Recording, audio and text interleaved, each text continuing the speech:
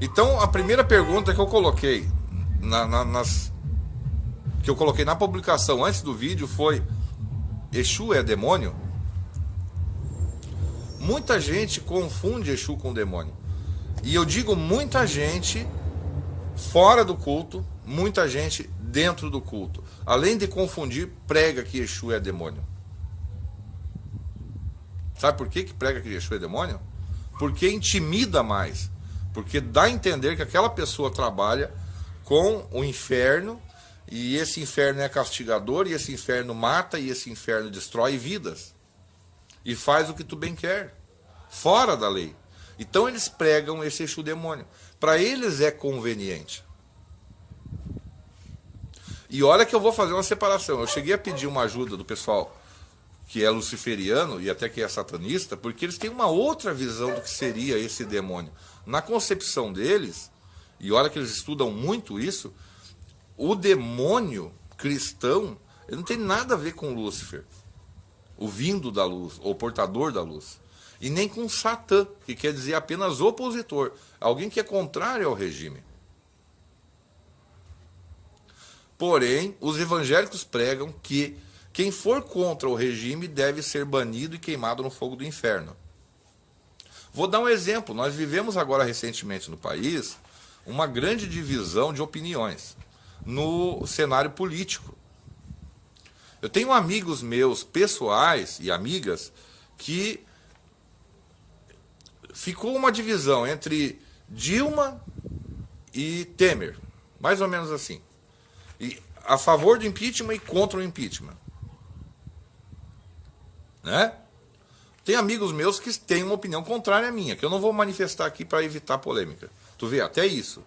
Porque tu ser opositor de uma classe, seja ela qual for, seja ela maioria ou minoria, para eles tu é banido e excluído. Então o que acontece? Essa questão de satanista ou satanismo, ela não tem nada a ver com o demônio da Igreja Católica. Ela tem a ver com toda essa mentira que foi pregada durante anos, vocês sabem disso, pela própria Igreja Católica, através dos papas, dos imperadores, que trabalhavam em conluio para dominar a população através do medo. Então já não bastava uma dominação por impostos, como temos até hoje, tá certo? Que para ti adquirir propriedade, tu continua pagando essa propriedade sempre. Em 10 anos tu comprou outra propriedade, pagando impostos para o governo, e isso não termina nunca. Né? Nós temos essa dominação religiosa também. Então é um cercamento das classes menos abastadas por todos os âmbitos. A água que tu bebe, ela é canalizada, e sendo que a água ela vem da terra, ninguém é dono da água. Mas para ti ter um poço artesiano ou um poço cavado hoje, no teu terreno, tu tem que pagar uma taxa, tu tem que fazer uma vistoria, tem que vir alguém. Quer dizer, tu é escravo do Estado, inclusive na questão terra. Eu não sei como é que eles não taxaram os animais, fazer os animais pagar alguma coisa. Eu acho que é porque eles não têm dinheiro, né? Então eles pagam com a própria vida. Então essa questão do opositor, do satanista, não é em relação contra pessoas ou contra um determinado Deus. É contra essa, como posso dizer, essa lavagem cerebral que foi feita durante muitos séculos, muitos anos, né? Muitos milênios. Cara, eu não sou satanista, eu não sou luciferiano de confissão, mas eu sou muito simpatizante à causa deles, porque eu não prego isso, não faço isso. Mas acho muito legal e muito interessante. Muito legal, muito interessante. Para quem realmente é. O que está acontecendo? Alguns que são umbandistas, ou que são de quimbanda, e até mesmo pessoas das nações, que é algo muito contraditório, estão emprestando essas histórias, lendo alguns livros que se compra na feira do livro, se compra em bazares aí, leem aquele livro e já se intitulam satanistas, se intitulam luciferianos. E aí estão fazendo um casamento dessas duas coisas, se dizendo representantes. E aí começa a deturpar a questão do Exu e Pombagira.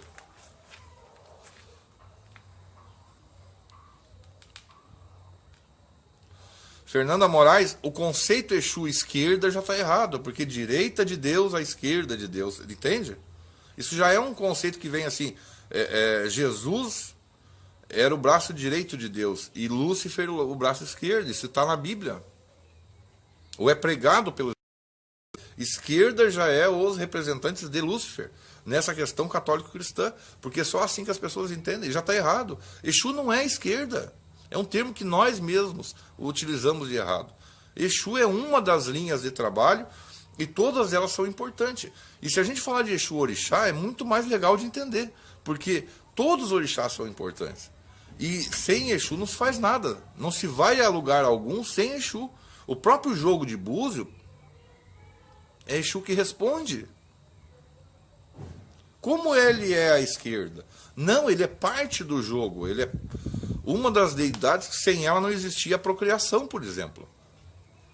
Nós não estaríamos aqui, dentro desse conceito mais mitológico africano, se não houvesse a figura de Exu. Então, como é que ele é algo esquerdo? Ele é algo esquerdo porque existe a questão do sexo, que é um tabu até hoje. Todo mundo é fruto do sexo. Eu sou fruto do sexo, também é, todo mundo é. Mas a gente acha que sexo é algo contra Deus. O prazer da carne. Porque aquilo dá prazer. Poderia ser algo mecânico, não, mas aquilo dá prazer.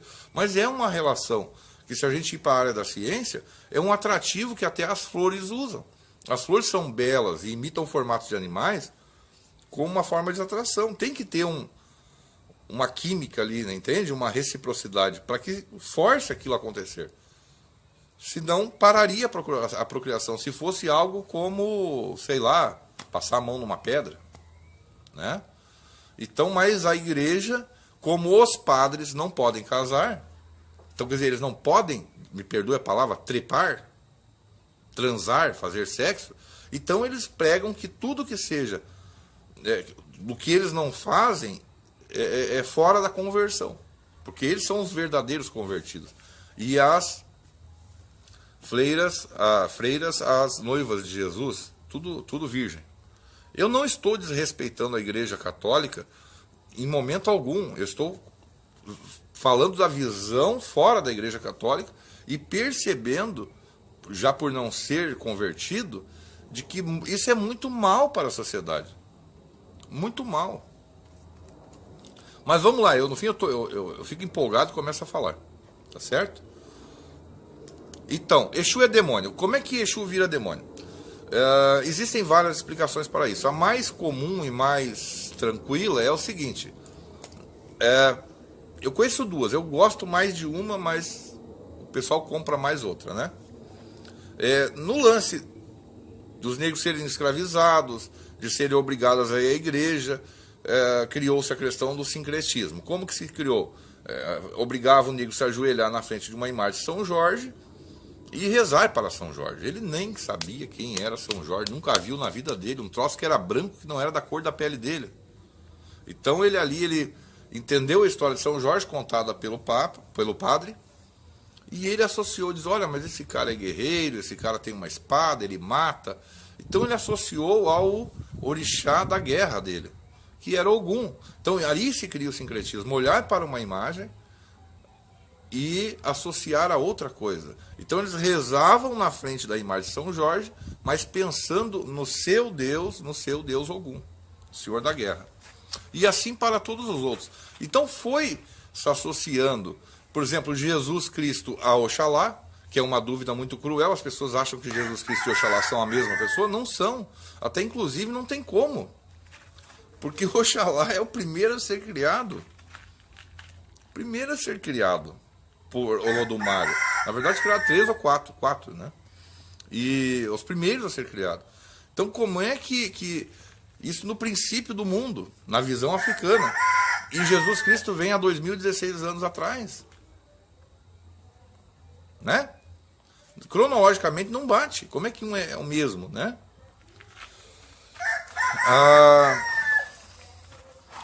Aí uns vão dizer, mas é que nem Buda. Siddhartha Gautama foi a encarnação mais famosa de Buda, mas Buda reencarnou várias vezes, até atingir o Nirvana. né? Então seria a última encarnação do grande Buda, o Siddhartha Gautama, mas antes disso ele vem reencarnando.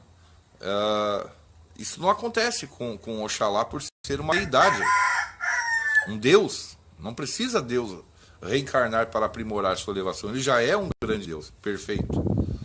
Então não tem nem como associar nessa questão de encarnação. Jesus Oxalá.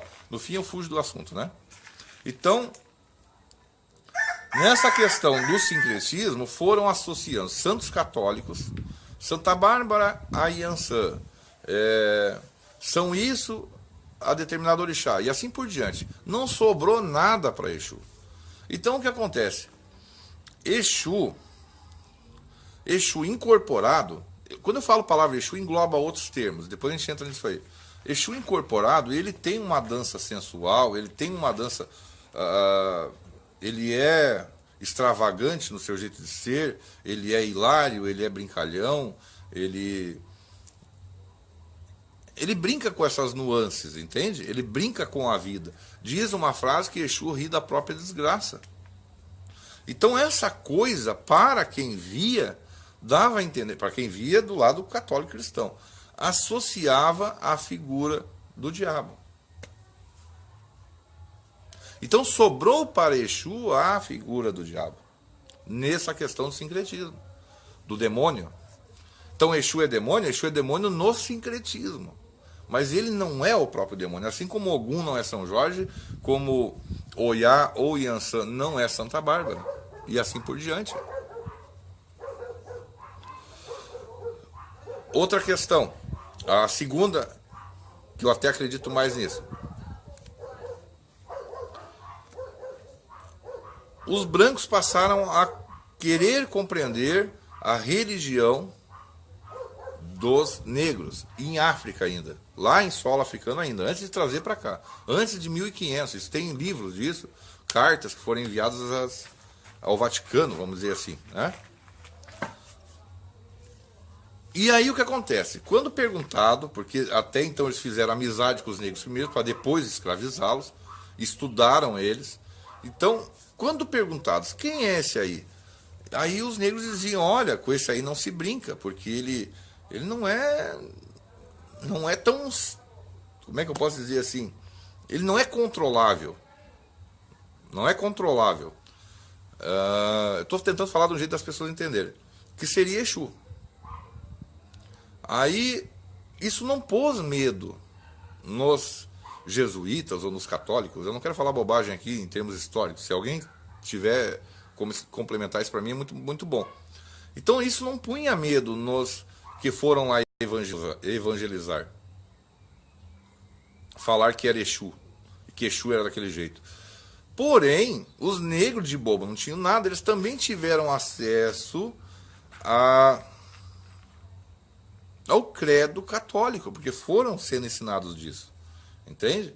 E, inclusive a questão dos 72 demônios que foram levantados pela Igreja Católica próximo do ano 1000 e alguma coisa. E aí entra Cavaleiros das Cruzadas, Cavaleiros Templários, é toda uma história toda, né? Então eles tiveram acesso a isso, que foi um levantamento feito pela Igreja Católica para mapear o inferno, aquele católico mesmo, dos demônios, para tentar achar o grande diabo, o grande demônio, o grande Satã, e matá-lo. Essa era a lógica do Papa pirar da cabeça. Então os negros também tiveram acesso a isso. Diz, oh, para aí, mas esses caras, eles desculpa a palavra, se cagam de medo, se pelam de medo desses demônios. Então os próprios negros, sabiamente, começaram a se intitular, ou intitular aquelas entidades incorporadas, com nomes desses 72 demônios. Fizeram uma associação. Então quando falavam para o branco, quem é esse? Eles diziam lá, é o Fleiruch, é o Sagatana, que seria o equivalente a Chuveludo, e assim por diante. Próculo, que seria Tata Caveira. Então, se apresentavam dessa forma, como uma forma de impressionar e colocar medo, como uma forma de defesa. A melhor ferramenta a melhor defesa é o ataque, no caso deles, né? Então tem essas duas explicações bem básicas em relação a isso. Por que Exu é associado a demônio nesse sentido? A questão sexual, já falei, a dança frenética, Exu, o portador do falo, que é um pênis. Falo, para quem não sabe, é um pênis. Embora os antropólogos sociais comecem a escavar esculturas e acham uma que o cabelo dele era em forma pontiaguda, né? E é uma das visões. Então esse fálico seria o seu cabelo. Já em outras ele tem um pênis alongado muito grande. Tem um nome disso em Yorubá, não vou falar aqui, não vem o caso. Mas portador do falo, tanto que o pênis dele é gigante, ele é o fecundador, entende? Então, quer dizer, essa questão de tarado sexual cabe a demônio. Por isso que foi sendo associado e repassado, Exu é o demônio, Exu é o demônio. E para ajudar, como continua acontecendo, as pessoas, matei pro diabo, o capeta me deu a mão. Matei pro diabo, o capeta me deu a mão. Ela é Maria Mulambo, mulher de faca na mão. Nós mesmos fazemos pontos, matei pro diabo. E eu posso cantar inúmeros pontos aqui que aliam Exu. A Maria Padilha é mulher do diabo. Exu tem chifre, Exu tem rabo, a Maria Padilha é mulher do diabo. E a gente canta isso lindo. Mas a gente canta como um tom irreverente. Para quem sabe que ela nunca será a mulher do diabo. E quem estuda mais um pouquinho compreende que a gíria da época falada, quando uma mulher ela era impossível de se lidar, como tem a mulher faca na bota aqui no Rio Grande do Sul, como tem a mulher da peixeira no Nordeste, a mulher do diabo era uma mulher que ninguém conseguia controlar. Então, mas que mulher é essa? Essa mulher é do diabo, é um inferno, é ruim. Então, a Maria Padilha é mulher do diabo nesse sentido, que nem homem não consegue dominar. Então, esse primeiro ponto lá atrás referia-se a isso, dando essa intenção, com essa intenção. E aí isso se transforma em Padilha, mulher do diabo. Se ela é mulher do diabo, ela está no inferno. A gente canta isso com tanta honra, com tanta glória, com tanta satisfação e esquece que está passando para as pessoas fora do culto de que os nossos Exus são demônios, que devem ser banidos pelos católicos, pelos evangélicos. E aí os caras vão baixar tranca-rua, vão baixar Padilha, vão baixar caveira nas igrejas evangélicas. E é só o que eles conhecem também. Eu tenho um caso muito louco, eu estou falando aqui, o pessoal não estiver curtindo, me diga aí, né? Eu tenho um filho que recebia um tiriri. E a família o levou para a igreja evangélica. Tanto insistia, uma necessidade, ele estava lá meio morando de favor com eles. Então ele não tinha como dizer não. E acabou parando na igreja evangélica. Ele era médium de Exu Tiriri.